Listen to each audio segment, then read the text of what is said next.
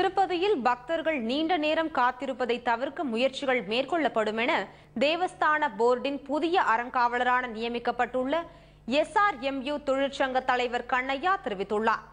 சென்னையில் செய்தியாளர்களிடம் பேசிய அவர், திருப்பதி வருகிறவர்களுக்கு வசதியாக 10,000 இலவச விடுதிகள் கட்டப்பட வேண்டும் என்ற கோரிக்கையை நிர்வாகத்திடம் வைக்க உள்ளதாக கூறியுள்ளார். கோவிலுக்கு வரும் பக்தர்கள் இலவச தரிசனத்திற்கு 10 முதல் 12 மணி நேரம் வரை காத்திருப்பதை தவிர்க்க புதிய வழிமுறை செய்ய கலந்து ஆலோசிக்கப்படும் என்றும் கண்ணையா தெரிவித்துள்ளார். போர்ட் ஆஃப் மீட்டிங்கில் பக்தர்கள் சார்பாக சில கோரிக்கைகளை வைக்கப் போகின்றேன். தரிசனத்திற்காக 10 முதல் 12 மணி நேரம் வரை காத்து நிற்கும் இடத்திலேயே உணவு வழங்க வேண்டும். பல்லாயிரக்கணக்கான பில்கிரிம்ஸ், அதாவது பக்தர்கள் இடம் கிடைக்காமல் இருக்கின்றது.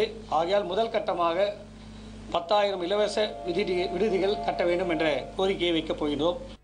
தரிசனத்திற்கு வரும் மாற்றுத்திறனாளிகளுக்கு எலக்ட்ரிக் மோட்டார் வாகன வசதி செய்து தரப்படும் என்று கண்ணையா கூறியுள்ளார்.